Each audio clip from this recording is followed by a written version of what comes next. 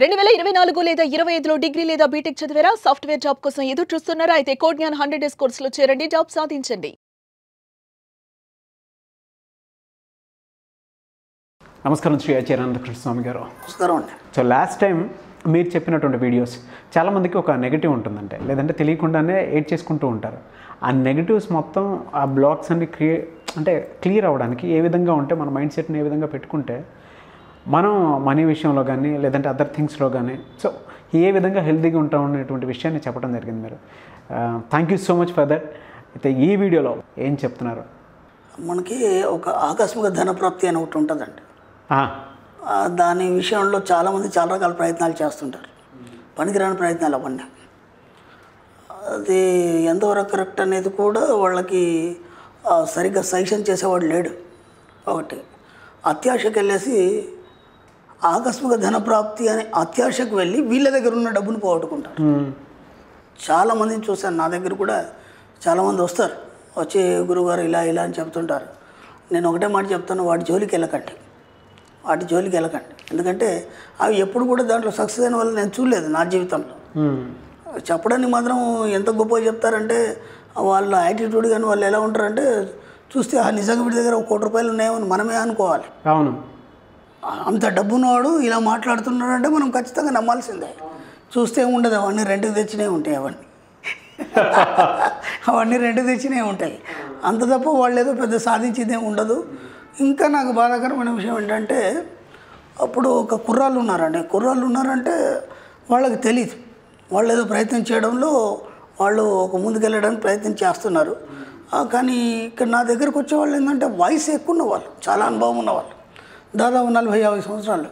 అంటే అట్లాంటి ఫీల్డ్లో వాళ్ళు ఉన్నారు. దాదాపు ఒక 15-20 సంవత్సరాల నుంచి ఉన్నారు ఆ ఫీల్డ్లో.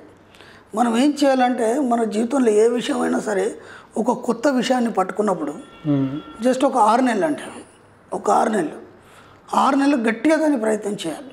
అది రాలేదంటే వదిలిపెట్టేయాలి. ఇంకా దాన్ని పట్టుకొని కూర్చోవద్దు. ఎందుకంటే దానికి ఒక పీరియడ్ అనేది ఎలా ఉంటుందంటే దాంట్లో నీకు మొత్తం అర్థమైపోతాయి ఆ 6 మంత్స్లో. ఇప్పుడు మన సబ్జెక్టు కూడా నేను ఎన్నోసార్లు చెప్పాను. మన క్లాస్కి వచ్చారు, సబ్జెక్ట్ని ఫాలో అవుతున్నారు, సక్సెస్ అయినారా దాన్ని పట్టుకోండి.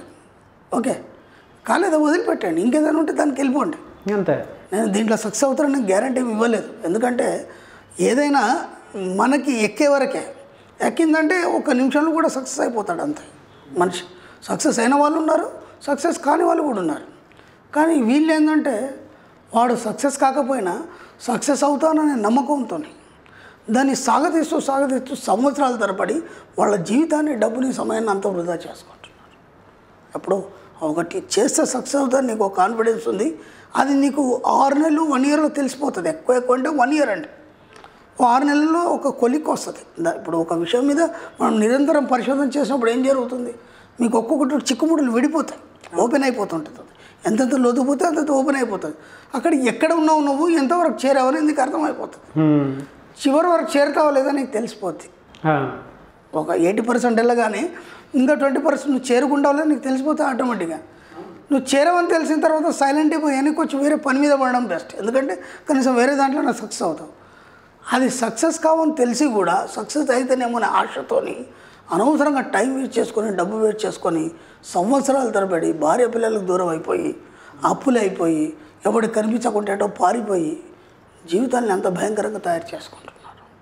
కాబట్టి ఆకస్మిక ధనప్రాప్తి ఎలా ఉంటుంది నేను చెప్తాను. ఓకే, ఒక ఎగ్జాంపుల్ చెప్తాను. నా దగ్గర ఒక క్యాండిడేట్ వచ్చింది, ఎడ్యుకేటెడ్ కాదు, అన్ఎడ్యుకేటెడ్. నా క్లాస్కి వచ్చిందంట. అవి నాకు తెలియదు. నా క్లాస్కి వచ్చింది. విచిత్రం ఏంటంటే నేను ఇంతకుముందు కూడా చెప్పాను, భక్త గణప ఉన్నాడు. అతనికి శాస్త్రాలు తెలియదు, ఏం తెలియదు, మూఢ భక్తి. దాంతో ఈజీగా ఆయన శివుని సాధించాడు. కానీ ఒక పండితుడు ఉన్నాడు, ఒక గొప్ప విద్వాంసుడు ఉన్నాడు, లేకపోతే ఏదో ఉన్నాడు, లేకపోతే శాస్త్రం తెలిసిన పండితుడు ఉన్నాడు. అతను ఏం చేస్తాడు, ప్రతిదీ శాస్త్రరీతినే పోవాలని చూస్తాడు. దాంట్లో టైం చాలా తీసుకుంటాడు. ఇప్పుడు ఈ మూఢ భక్తితో తొందరగా పని అయిపోద్ది, దాంట్లో ఎక్కువ టైం తీసుకుంటాడు. అలాగే ఆమె అన్ఎడ్యుకేటెడ్, అసలు చదువు రాదు. ఆ క్లాస్కి వచ్చేప్పుడే మా వాళ్ళకి కాల్ చేసింది, ఏమండి రావచ్చా, నాకు చదువు రాదు రాయటానికి. మీకు అర్థమైతే ఓకేనమ్మా, వీలైతే రండి, లేకపోతే లేదని చెప్పారు. అర్థం చేసుకుందామని వచ్చింది. ఆమె ఒక 2 పాయింట్లు పట్టుకుంది. 2 పాయింట్లు పట్టుకొని నేనేం చెప్తానంటే ఒక వర్డ్ చెప్తాను మన సబ్జెక్ట్లో, ఒక అఫర్మేషన్ ఏంటంటే expected money, unexpected money comes to me easily. అంటే మీరు ఊహించని విధంగా ఈ 2 రకాలుగా చాలా సులభంగా డబ్బు నా దగ్గరకు వచ్చినందుకు విశ్వానికి కృతజ్ఞతలు. ఓకే, ఎంత బాగుంది ఇది అఫర్మేషన్.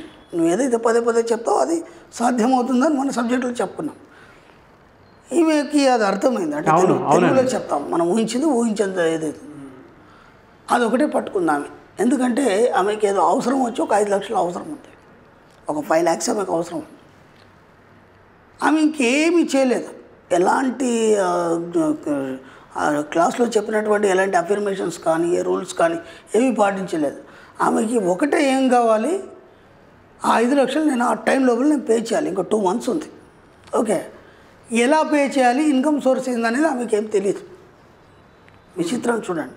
అలాగని ఎడ్యుకేటెడ్ కాదు, ఇంకేమైనా మనం బుక్స్ చదువుదాము, ఇంకేమైనా రిఫరెన్స్ చేద్దాము, ఈ సబ్జెక్ట్ మీద ఇంకా డెప్త్గా పోదాం, ఏం తెలియదు.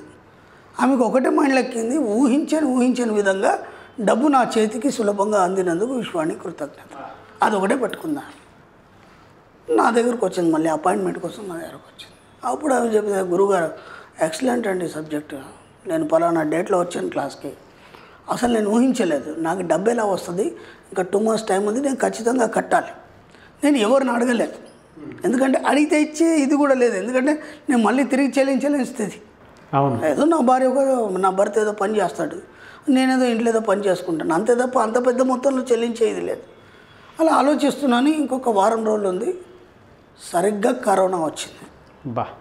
ఇప్పుడు మామూలు టైంలో అంటే ఏదైనా అడ్జస్ట్ చేసి ఇంకేమైనా ప్రయత్నాలు చేయొచ్చు, ఆ కరోనా టైంలో ఏం ప్రయత్నం చేస్తాం. ఓకే, అర్థం కాలేదు. కరోనా వచ్చి వారం రోజులు అయింది. అనుకోకుండా మా బ్రదర్ వచ్చాడు మా ఇంటికి. వచ్చేసాడు, భోజనం అవన్నీ చేసేసాడు. అంత బయలుదేరే ముందు అమ్మ ఇలా రా అని చెప్పేసి నాకు సంచి ఇచ్చాడు.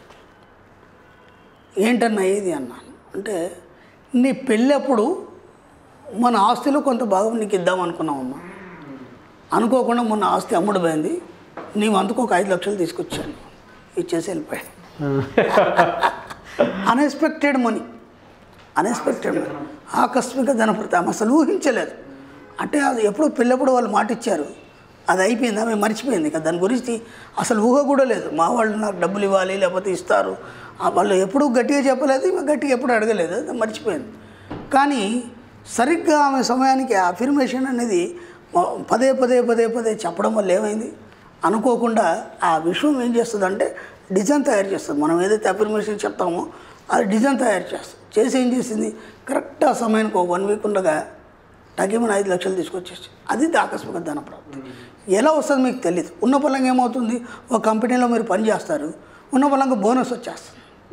ఓకేనా, కంపెనీ బెనిఫిట్స్ మీద అప్పుడు ఏమవుతుందంటే వాళ్ళు బోనస్ ఇవ్వడం జరగడం, లేదంటే ఇంకో రకంగా ఏదైనా రకంగా డబ్బు రావడం, అది ఆకస్మిక ధన ప్రాప్తి. కానీ మీరు పిచ్చి పనులు ఏదేదో చేసేసి ఇలా అయితే వస్తుంది అలా అయితే వస్తుంది, ఒక లాటరీ వస్తే మనకు లాటరీ కలుస్తుందేమో ఆకస్మిక ధన ప్రాప్తి, గురుగారు లాటరీ నెంబర్ చెప్పండి, ఇట్లాంటి పిచ్చి ఏముండవు. నేను కూడా చెప్పాను, చాలామంది అదే చేస్తారు. నేను దుబాయ్లో ఉన్నానండి, నేను పలానా స్కీమ్ కడుతున్నాను, ఆ స్కీమ్ నాకు వస్తుందా రాదు, అట్లాంటివి ఏమి ఉండవు.